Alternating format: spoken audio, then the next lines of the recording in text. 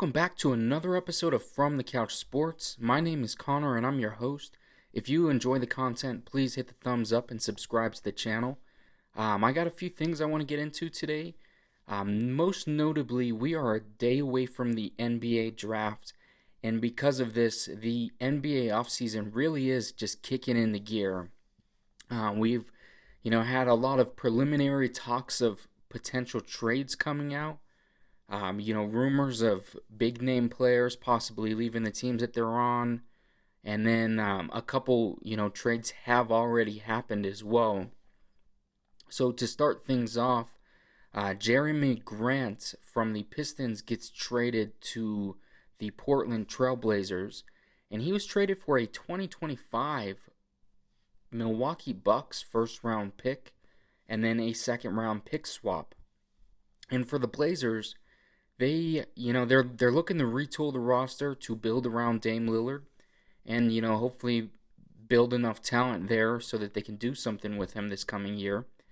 And then when you're looking as the Pistons are looking to build a bunch of cap space. There's rumors of them possibly going after a DeAndre Ayton or a player like that. So they're going to try to build a big piece through free agency most likely that they can pair with Cade Cunningham. And then they also will have the nice fifth pick in the draft. So a few things kind of playing out there. I did think that Jerami Grant would have a little bit more trade value. But I do like the fit for both teams. I think this is a good move for the Blazers and for the Pistons because they're still going through this kind of rebuild. Another kind of big rumor that's coming out as of late is that Kyrie Irving is possibly going to leave the Brooklyn Nets, and the teams that are apparently in the running for his consideration are the New York Knicks, LA Clippers, and LA Lakers. And to me, it seems like the Knicks are just always in every conversation for any free agent available. Whether or not that they ever even get the guys, and for the most part, it feels like they don't. Carmelo, I feel like was the last time it was like they were talking about getting the big name guy, and the guy actually went to the Knicks. But that was like they had to trade for him, and Kyrie probably would need to be involved in the trade, just based on contract and everything like that. Probably be like I don't know, I think a sign and trade or something. But the Lakers, another team, obviously if you put Kyrie on the Lakers with LeBron and AD, that's a very good fit, and so is the Clippers with Kawhi and Paul George. But me personally, as a Miami Heat fan, I don't see why we're not being in the talks a little bit more. The Heat, we've got a couple picks we could trade. Kyle Lowry, Duncan Robinson, Tyler Hero potentially. We've got a lot of assets that we could move for Kyrie Irving. And, honestly, I'm not even sure, what Kyrie's trade value is going to be, being the fact you're going to have to pay him. And, it seems like the NBA and the media is really down on Kyrie. In my opinion, whenever he's on the court, he's one of the best players, especially at the point guard position. But to me, if you pair Kyrie Irving with Jimmy Butler and Bam Adebayo, you have a legit big three that could potentially win a championship. And, last year for the Heat, we were in the Eastern Conference Finals, a win away from making the championship and making the finals. And, we didn't have that consistent second scorer. It was really like, if Jimmy Butler's not scoring 40, there's a good chance we're not going to win the game. And, obviously Tyler Hero was hurt most of the season or most of the series in the playoffs. But still, if you were to insert Kyrie Irving in that spot, maybe replace, I know Kyle Lowry's kind of hurt, but Gabe Vincent, a guy, who did pretty good for us this season, but also you put Kyrie Irving in that position, I think there's a very good chance that they're, making the finals, potentially winning the finals. And then, also for Kyrie, Miami's still on the East Coast, no state income tax, one of the nicest cities in the world. So, I think that would be a great move for the Heat to make. What ends up happening with Kyrie, that's where I don't know, before he went to the Nets, there was even like rumors of him going back to the Lakers. So honestly, I don't know like what his relationship is with LeBron at this point in their careers. Obviously, we are, quite a few years separated from the whole split in Cleveland. I think that was in like 2017 or something like that. But it's definitely interesting to see.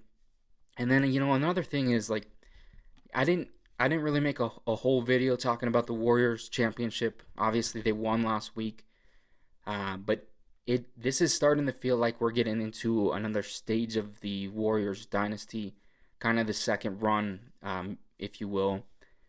The amount of talent that the Warriors have on their roster. Looking into the offseason, they have Looney as a free agent, Gary Payton and Otto Porter. The rest of the players, like even Jordan Poole, Andrew Wiggins, those are guys who are due extensions soon, but technically they're still under contract for this coming season. And then you get a bunch of, young crop of talent that could potentially be developing, getting more minutes this coming season.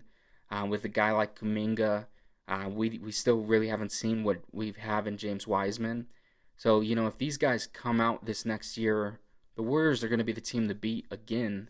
And, they could be even more dangerous than this last season. And the other thing is with the amount of young talent and, assets that they have, they could also move some of these players and picks for other big name players.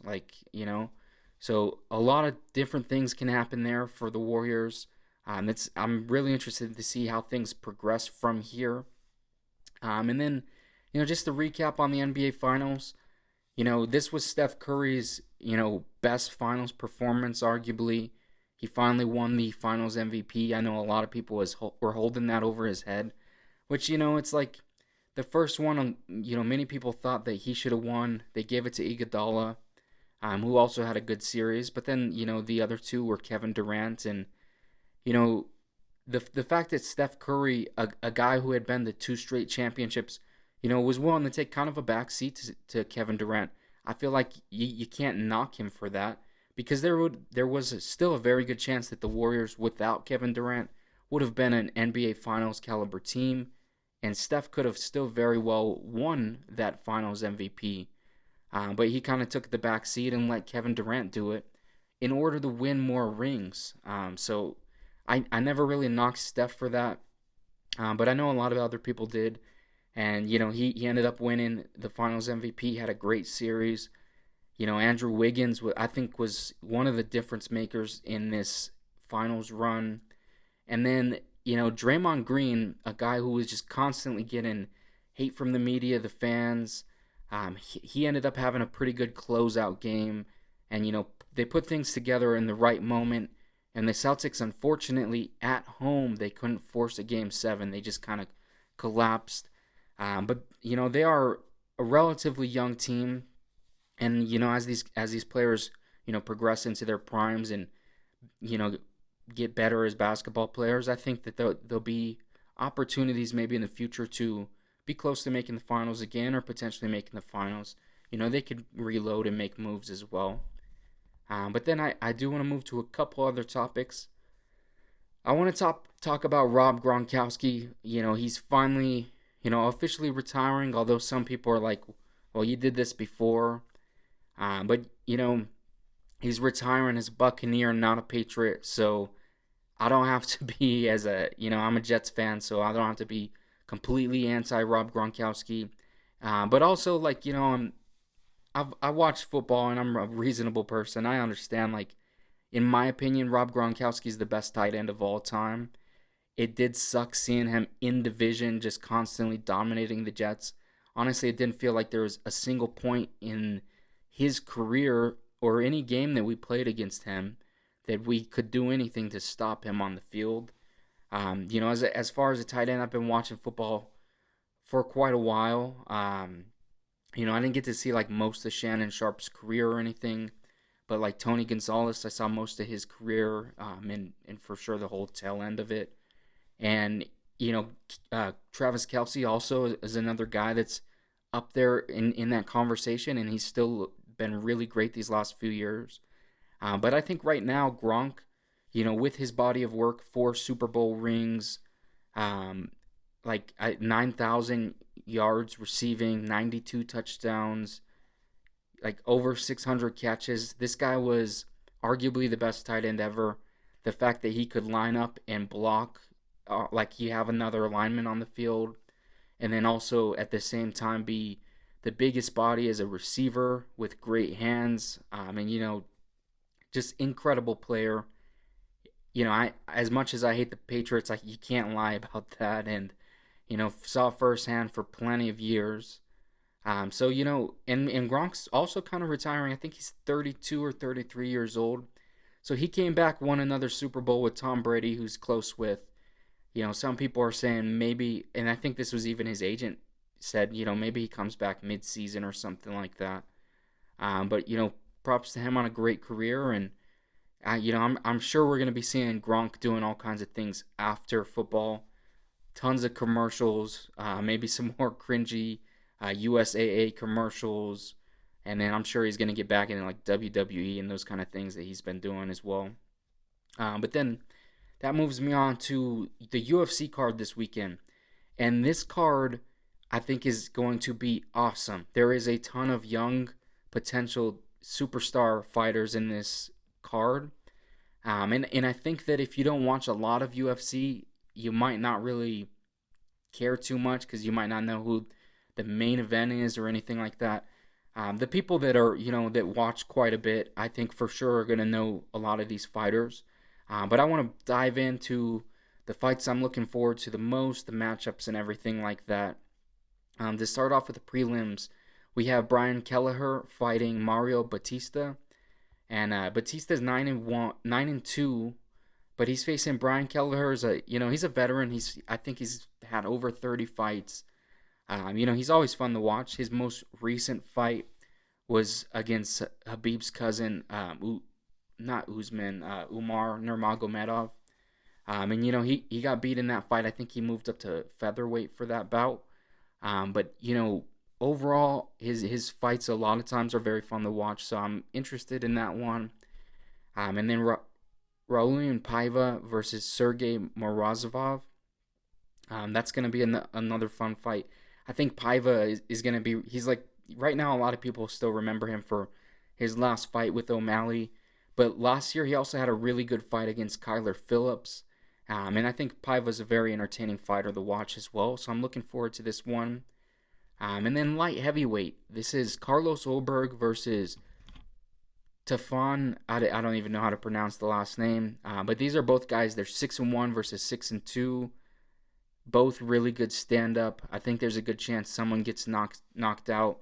Carlos Ulberg is like Izzy's training partner that fights at 205, so he's got very good striking and whatnot. And then to kick off the main card, we have Chris Curtis versus Rodolfo Vieira, and Chris Curtis is actually on a 7-fight win streak, with 2 KOs in the UFC against kind of decent name guys, Phil Haas and Brendan Allen in his last 2 fights in the UFC. And he's going against Vieira, a guy whose only loss was against Anthony Fluffy Hernandez, and he's won 7 of his 8 fights via submission. So I think this is going to be a fun kind of striker versus grappler matchup. That'll be entertaining to see. And then also on the main card, we have Nathan Mans versus Umar Nurmagomedov, 14-1 versus 14-0. Mans he's on a 4-fight win streak. Very good all-around skill set, good grappler, and he's had some finishes on the feet as well. And then Umar is just, he's Khabib's cousin, and he definitely has that very dominant Dagestani grappling. So I'm curious to see how this fight plays out. And then we have Thiago Moises versus Christos Giagos, and I think this will be a fun fight at 155. Moises is coming off of tough fights versus very good fighters in Yoel Alvarez and Islam Makhachev. And then Giagos is coming off a loss against Sarukian. So both of these guys, I think, are good 155-pound fighters, but they're coming off of fights against very good, talented fighters as well.